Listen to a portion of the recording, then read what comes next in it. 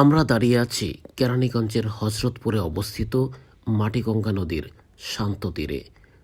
তখন ঠিক বিকেলবেলা।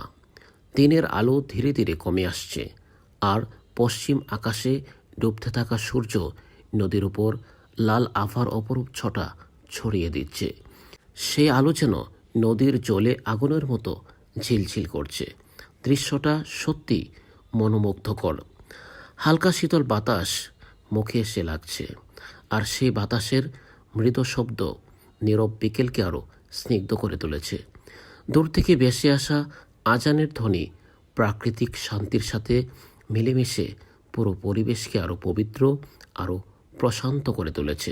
মাটিগঙ্গা নদীর দুই পার জুড়ে সারি সারি গাছ, কিছু খালি চরভূমি, আর নদীর ঘাটে বাঁধা একটি নৌকা বিকেলবেলার দৃশ্যকে এক বিশেষ শান্তির রং দিয়েছে। যেন প্রকৃতি নিজ হাতে এক নিখুঁত চিত্র এঁকে রেখেছে।